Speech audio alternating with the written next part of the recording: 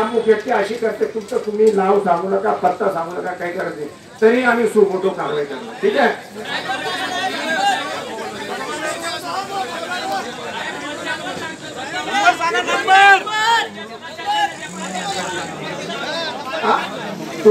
तुमच्या गावामध्ये कॉलेज असेल तर आमच्याकडे दामिनी पथक आहे, त्यांना सुद्धा आम्ही पाठवायची दक्षता घेतो आणि माझ्या सारख्या फ्रिक्वेंटली तुमच्या वाघारी गावामध्ये चेक करायचं.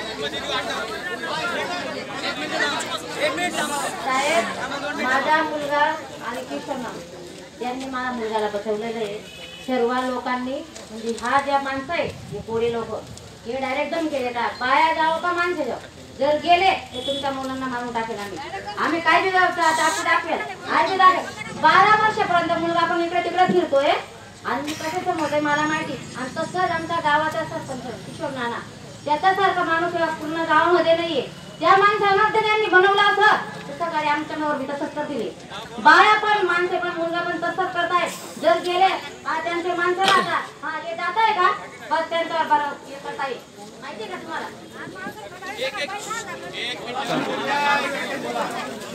परवाच्या दिवशी रात्री लाईट घडी जात होती. ते नानावर हल्ला करत होते. 3 वेळेस त्यांच्याकडे पेट्रोलच्या बाटल्या बी होत्या. हे नाना सापडले नाही ते तिथं नानाला पेटून टाकणार होते. तर असे नाना आमचे नाना असे हे तर एवढ्या मुलांना संगी घेऊन फिरता नाना असे स्वभाव आहे आमच्या किशोर नानांच्या. असा नाना आहे आमच्यावाला.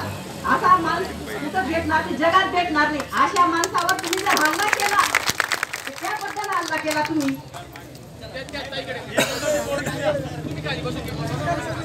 हो सर, तुमच्या लक्षात बसणार नाही. एवढे मुलं आहेत ते मेडिकलवर जातो आमच्या मागे मागे येतात. ते एवढ्या लाजा वाटत नाही त्यांना. कॉलेजला जातो समोर बसलेले राहतात. ते एवढी कोणीच नाही, काहीच नाही. प्रत्येक जण सांगता आम्ही करू, कोणी काहीच करत नाही. काल एवढं झालं सरपंच त्या दळाशी एक पोलीस होता नाही तिथं. तुला एकच सांगतो आता जाहीरपणे माझा मोबाईल नंबर घ्या. खास करून महिला मुली तुम्हाला कुठलाही त्रास असला तर मला फोन करा. माझा नंबर घेऊन टाका. सर्व मुली शाळा कॉलेजला शिकणाऱ्या महिला आणि तुम्ही जोपर्यंत तक्रार करणार नाही मला तरी कसं समजणार बरं. तुम्ही माझा नंबर घ्या 9823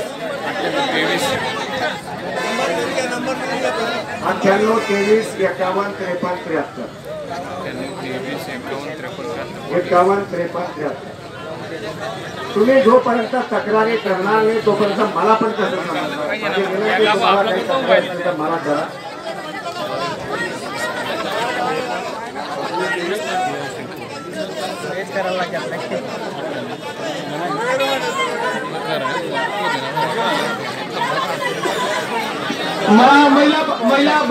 महिलांना माझी विनंती 1 मिनिट. साहेबांनी आपला मोबाईल नंबर दिलेला आहे. आपली व्यथा आपण मांडलेली आहे.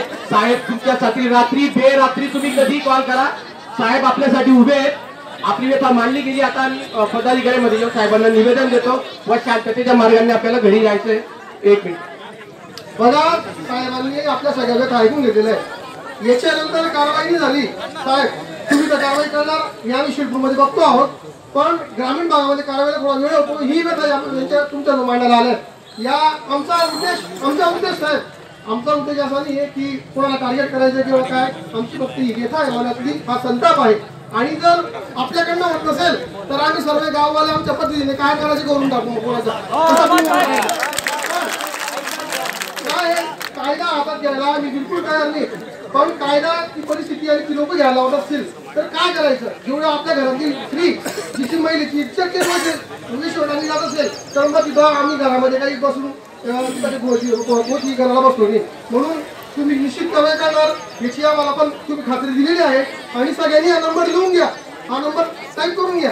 आता समाजाचे काही पदाधिकारी आणि पुढारी सर्व निवेदन द्यायला जातील. आता सगळ्यांचं म्हणणं मांडलं गेलंय. धन्यवाद. माता भगिनींना विनंती आहे. साहेबांनी आश्वासन दिलेले त्यांचे कुठेही असे धंद्याचे साहेब ते उद्ध्वस्त करणार आहेत. आता शांततेने आपल्याला घरी जायचे सर्व महिलांना.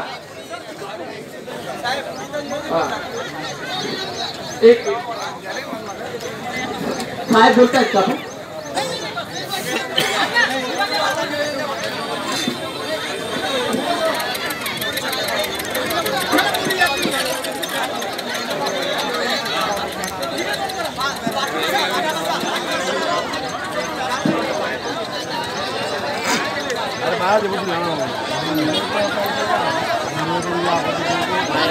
लेडीज असते निवडून द्या हो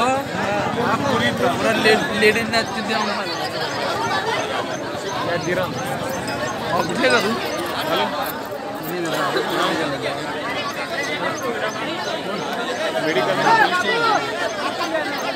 एक 2 मिनिटं सूचना या ठिकाणी पासबुक असं हरवलेलं आहे. एक पासबुक या ठिकाणी गाडीला काही लावली आहे त्या ठिकाणी आहे. त्याचं नाव आहे शोभाबाई युवराज पाटील यांचं बँकेचं पासबुक हरवलंय सेंट्रल बँकेचं. ते या ठिकाणी गाडी मैदान आहे.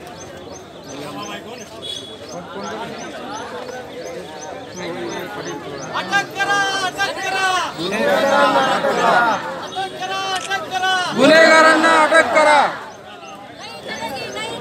बोला